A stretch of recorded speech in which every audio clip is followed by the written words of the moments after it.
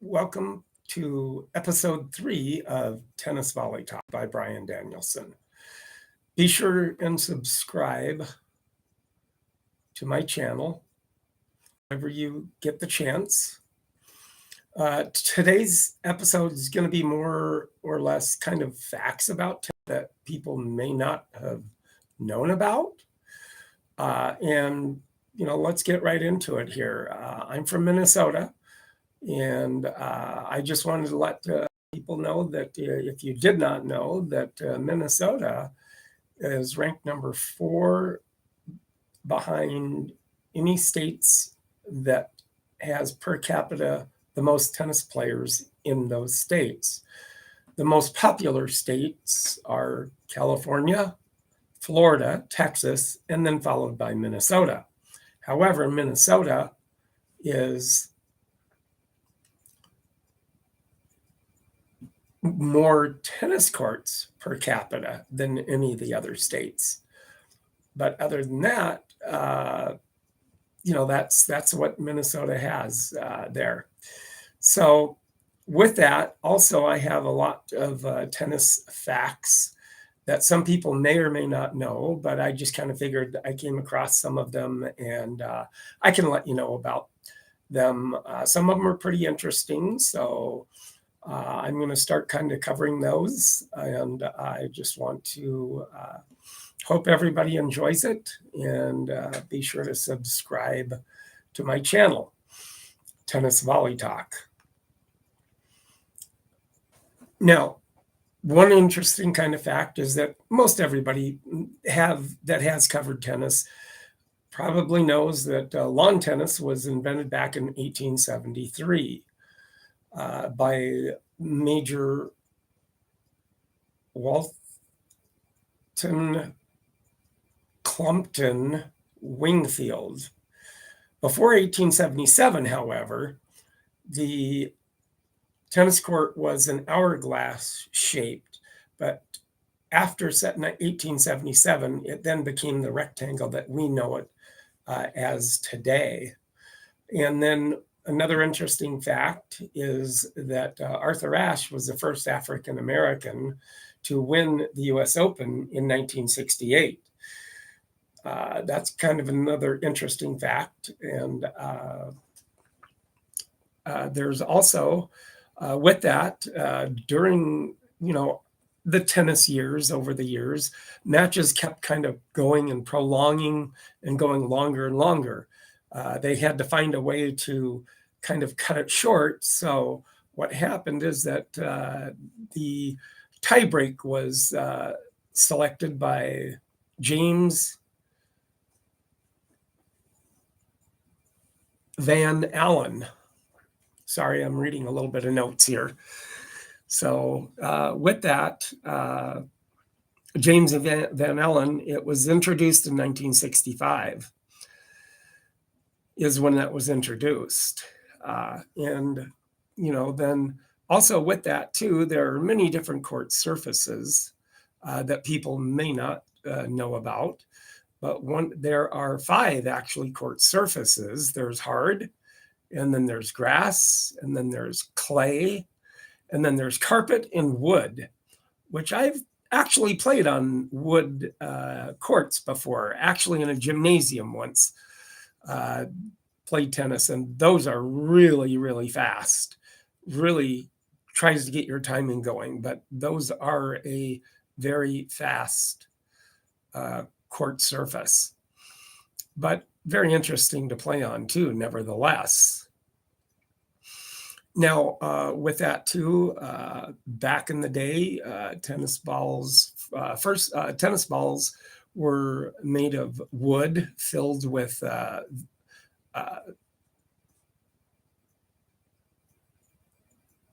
various fillings, such as catgut intestines from animals, sawdust, cloth, but they were pretty heavy too, and they could cause injuries back then in the day whenever you were hitting the ball. Then the yellow ball came into existence in 1972 before they were either black or they were white balls with that. So, and matter of fact, I do happen to have a white tennis ball made of wool. Actually, it's a pen ball, but I just don't have it with me quite yet.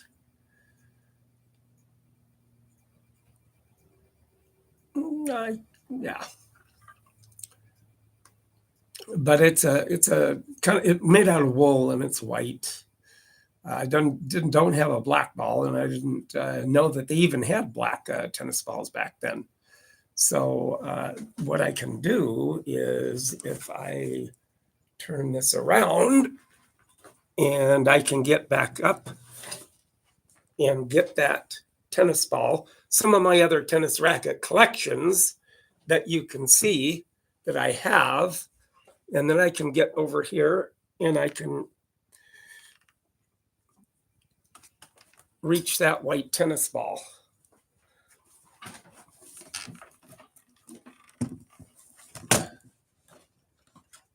Sorry about that, but just kind of had to get it. And this is one of the tennis balls, and it's actually a pin tennis ball. This is what the white ones looked at before the yellow ones came into existence in 1972. For that. So, kind of an interesting fact behind and with tennis balls, that were then yellow at the time, before they were, like I said, white or black. And then actually, Frank Sears was the first American to win the U.S. Open in 1881, and a rare tennis racket at that time, or for any tennis racket collector like myself, would be a tennis racket that made by Sears Company. So that would be a very good find for a racket actually made by Sears. And with that too, a lot of the Grand Slams, whenever they were first came up with it, and when they were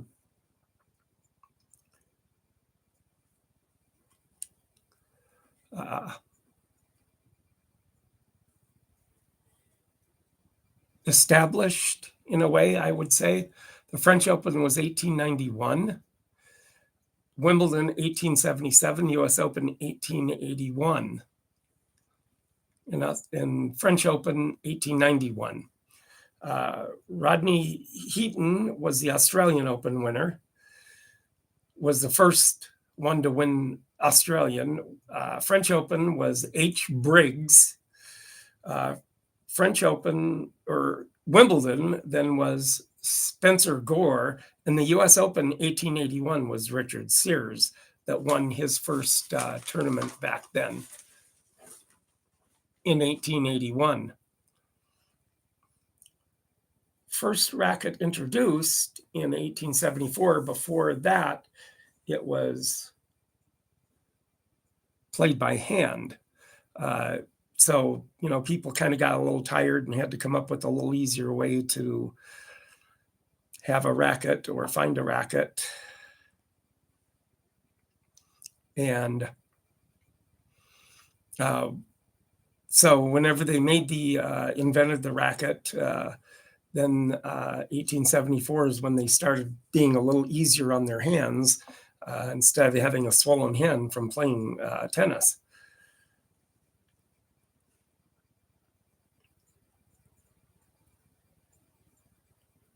And with that, a lot of people kind of know about the scoring of tennis. It can kind of get a little bit confusing, but really, actually scoring within tennis actually started out by a clock face with the hands on the clock face. So basically, if and they turned it to each quarter hour or quarter part. So somebody was ahead 15, so they put 15, and 30 would be the half hour, and then 45, and then game. Then that would be the game, and they'd win the game. However, it was shortened up later on in the years,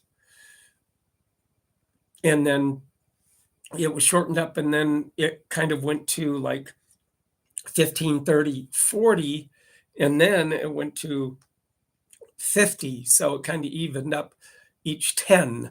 So 40, and then whoever's ahead at 50, and then ahead at 60, but then they kept moving it ahead each time, depending on who was ahead, and whoever then won by 2 is basically what the position was there with that. And then also within that time period, King Henry built a tennis court at Hampton Court Palace. And it's not there now, but a new one was constructed in its place in 1625. And that one is still in existence today, and it's still in use today with that. Now, in that same vein, in 1873, when lawn tennis was invented, women started playing lawn tennis a year after that in 1874. But at that time, they wore corset dresses and hats, and so it was very cumbersome for them to play. But yet, just a year after lawn tennis was invented in 1873, that's when the women were able to play even on the tennis court. And with that too, there is another one within the tennis knowledge or fact, is that who here knows and remembers back in 2010, the longest match ever played, and it was played at Wimbledon. And if anybody does remember, it was between John Isner and Nicholas Mahut. Now, this match actually took 11 hours and 5 minutes to play on court time, but it took the course of over 3 days to play. And the scores actually in the whole set was 6-4, 3-6, 6-7, 7-6. And here's the kicker. It went all the way, because you had to win by 2 in the 5th set in Wimbledon at that time. And nobody could win the 2 games except when it got all the way up, and John Isner finally won this match 70-68. That is a long 3 days of playing tennis. And I think that's where they started kind of thinking about making a rule change and making it in the 5th set shorter, or something like that in Wimbledon or the majors, put it that way. In a little kind of known, a little Minnesota fact here too with tennis, Bethany Maddox Sands is from Minnesota. That's one tennis player that I'd like to get an interview with one time somehow. But with that, she's from Rochester, Minnesota. And in 2011, she was ranked number 43, and then she was number 12 in doubles. But her highest rank was she was 37 ranked in 2009. But now she still plays on some occasional tournaments. She tries to get into some singles, but she's mostly a doubles expert. And she at 1 year her knee cap came loose from her knee and she collapsed on the court, but she was back out in the tennis court in a year, and her knee looks, as strong as it ever did. So that's some good work to put back into the rehab and what she did to get back into playing tennis again. But she's a very good very good commentator. She's always happy, good smile on her face, and everything like that. And also somebody else that was here in Minnesota was Robert Seguso, that was a doubles specialist for the USA. He's from Minneapolis, and he won 4 doubles titles with Ken Flack, 2 Wimbledons, 1 French Open, and then 1 US Open. They were the double specialists back then on the Davis Cup teams. They could win that. A lot of Davis Cup, they relied on them in their doubles and to win in doubles with that particular aspect of the game and in their doubles. And then honorable mention here is Ginger Helgeson Neal from Edina, and then David Wheaton from Minneapolis. And David Wheaton won the big, huge showdown, the $1 million one year. And he beat a lot of good players. I think he beat Agassi at the time. But, honorable mention that there's a few other tennis players that came from Minnesota. So that's kind of honorable mention with that. Now here with this is with the racket of the day. Now, the racket of the day is the collegian racket. Now, for all you podcasters out there, if you want to see what I'm talking about, you can go to my YouTube channel and you can go to Tennis Volley Talk, and you'll be able to see what I'm talking about. And then be sure to subscribe to my channel. And but anyway, this is what is the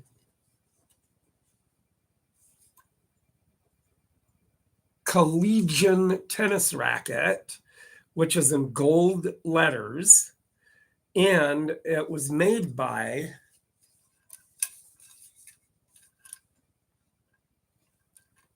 the D&M Sporting Goods Company, also known as Draper Maynard Sporting Goods Company, out of Plymouth, New Hampshire, established in 1840 to 1937. But it's a very nice old racket, probably in the realm of probably in the 1930s or so. With the racket, you can tell kind of with this, it has it's a brass screw that goes through the throat here, kind of holds things together. But usually rackets with the brass screw, anywhere from the late 1920s to mid 30s to the late 30s is whenever they were. And then of course they did have wrapping on the racket, but this one doesn't. But this is kind of how it was, and really actually made from one wood. So therefore, it's all beveled and kind of cut that way from the racket itself. Nowadays, the rackets, when they make them, they just put pieces of plastic on the handle that makes it look like each edge of the racket. And so, but this is the racket itself, called the collegian racket. And it's very, like I said, probably in about the early 1930s or so. But with that racket, the D&M Sporting Goods store, it was mainly what it was a glove manufacturer company. with production primarily in homes back in the day. But the factory began making baseball gloves in the 1880s. By the 1920s, it had become the largest sporting goods company in the United States. And then in almost 100 years that it was around, that's whenever they started making the tennis rackets.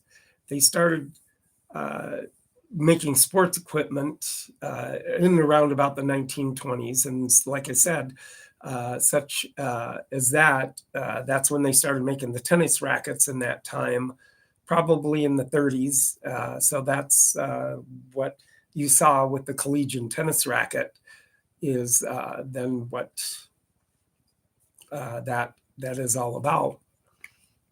So with that, that's a little bit of tidbits of facts of tennis that I came across. I'm sure that there's other interesting facts that people may know about that I didn't cover, but like I said, that I just kind of came across some different facts that people might like. And with that, I hope you do subscribe to my channel. And then also you podcasters out there, like I said, if you want to take a look at the racket that I showed you of the racket of the day, is what I call it. You get to learn a little bit of history behind the racket, any of the rackets behind me that I have, that I will be showing off. I have over 250 rackets in my collection. So just I hope that you enjoy it. And one of those aspects behind that is that each episode, that's what you're going to be getting. So be sure to subscribe to my channel. And also you podcasters out there, if you do want to take a look at the collegiate racket that I was telling you about, then be sure and go to my channel on YouTube, Tennis Volley Talk. So be sure and go there and you'll see what I was talking about. As far as that in the upcoming episodes, I'm going to probably be talking in some of what we all did during the pandemic, and then be covering some aspects of nowadays with tennis being on the internet, and you can pay for getting lessons from teaching pros or the pros themselves. Just kind of covering that base. What do you think about that? Then also some in-house interviews like with some friends of mine.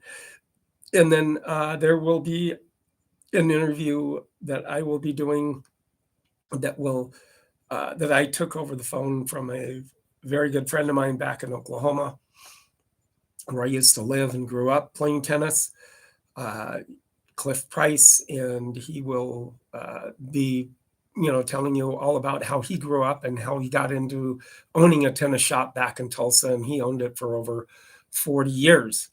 And he's now retired from the tennis shop, sold it. But a very good tennis player in his own right.